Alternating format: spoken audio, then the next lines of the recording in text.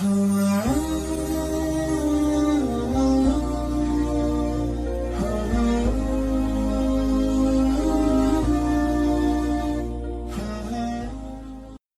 تعریفیں وحدہ لا شریک کے لیے ہیں، وہی ہر چیز کا خالق اور مالک ہے۔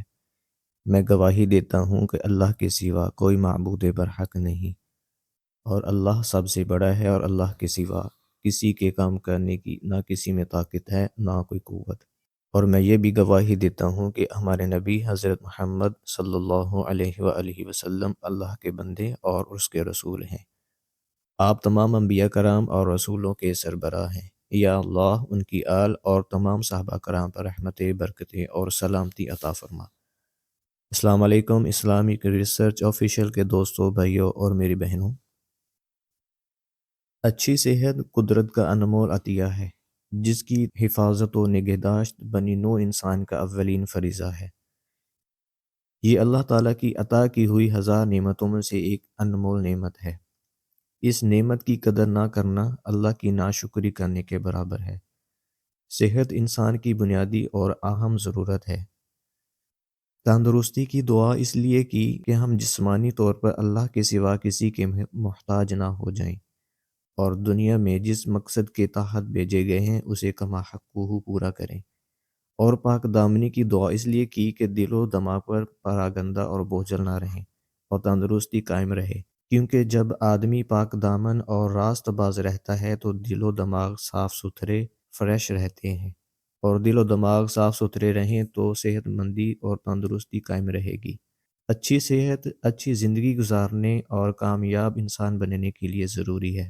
بہتر صحت ہی سے آپ اپنے تمام فرائض اور ذمہ داریاں ادا کر سکتے ہیں۔ ہمارے نبی صلی اللہ علیہ وآلہ وسلم نے فرمایا، اچھا آدمی وہ ہے جس کی عمر لمبی ہو اور عمل نیک ہو۔ نیک آدمی کو لمبی عمر کا یہ فائدہ ہے کہ وہ دنیا میں زیادہ سے زیادہ نیکیاں کر سکتا ہے، اور پھر انہی نیکیوں کی کثرت کے باعث آخرت میں نیکی کے بلند درجات پاتا ہے۔ اچھی صحت انسان کی زندگی کے ساتھ سفر طے کرتی ہے۔ اچھی صحت والا انسان ہی اپنی زندگی پر مسرت طریقے سے گزار سکتا ہے۔ تو اس لیے ہمیں اپنی صحت کی فکر کرتے ہوئے کن چیزوں کا خیال رکھنا ضروری ہے۔ آج کی ویڈیو میں کچھ ضروری باتیں آپ کو بتانے جا رہے ہیں۔ ہم آپ سے التماس کرتے ہیں، اگر آپ ہمارے چینل پر نئے ہیں تو سب سے پہلے ہمارے چینل اسلامک ریسرچ آفیشیل کو سبسکرائب، لائک، شیئر کریں، تاکہ فیوچر میں اپلوڈ ہونے والی ویڈیوز کا نوٹیفیکیشن ملتا رہے، جس کی وجہ سے ان میں درد ہونے لگتا ہے، یا جب ہم رات کو سونے لگتے ہیں تو ٹانگوں میں بے چینی سی محسوس ہونے لگتی ہے۔ کبھی ایسا بھی ہوتا ہے کہ ٹانگوں میں درد، چونٹیاں رینگنے کا احساس اور ٹانگوں کے پٹھوں میں کھچاؤ محسوس ہوتی ہے۔ ٹانگوں کو حرکت دینے سے یہ علامات وقتی طور پر دور ہو جاتی ہیں، لیکن کچھ دیر بعد دوبارہ واپس لوٹ آتی ہیں۔ اس بیماری میں کسی بھی عمر کے لوگ مبتلا ہو سکتے ہیں۔ یہ علامات رات کو سونے کے علاوہ پرسکون ہو کر بیٹھنے پر بھی ظاہر ہو جاتی ہیں۔ ماہرین صحت کا کہنا ہے کہ اگر ایسی علامات مستقل ظاہر ہوں تو یہ تشویشناک بات ہے، کیونکہ یہ گردوں کے فیل ہونے، ذیابیطس اور اعصابی کمزوری کی جانب اشارہ ہے۔ ماہرین طب کا کہنا ہے کہ اس طرح کی بیماری کی ایک وجہ آئرن کی کمی بھی ہے، جبکہ دیگر وٹامن منرلز جیسے پوٹاشیم اور میگنیشیم کم ہونے سے بھی اس طرح کی علامات ظاہر ہو سکتی ہیں۔ اس کے علاوہ جو لوگ تیزابیت کم کرنے والی ادویات کا استعمال کرتے ہیں، ان کے جسم میں آئرن جذب نہیں ہوتا، جس کی وجہ سے آئرن کی کمی ہونے لگتی ہے۔ ماہرین کے مطابق ادویات استعمال کرنے کے بجائے اپنے جسم میں تیزابیت کم کرنے کے لیے چائے، کافی اور سگریٹ چھوڑ دیں۔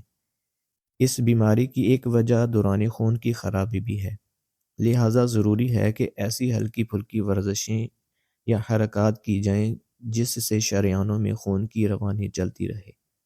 اگر آپ بیٹھ کر کام کرتے ہیں تو کام کے دوران تھوڑی دیر کھڑے ہو جائیں اور چلنے پھرنے کی عادت ڈالیں۔ اس طرح ہلکی پھلکی ورزش اور سیر کی عادت اپنائیں۔ ایسے لوگوں کو چاہیے کہ دوا کے ساتھ روغن زیتون مغزیہ سے تیار شدہ روغن سے ٹانگوں کی مالش کریں۔ اس مساج کے ذریعے آپ کے بدن میں ایک نئی جان اور پھرتی آ جائے گی، اور خون کو چست، توانا، تندرست اور جوان محسوس کریں گے۔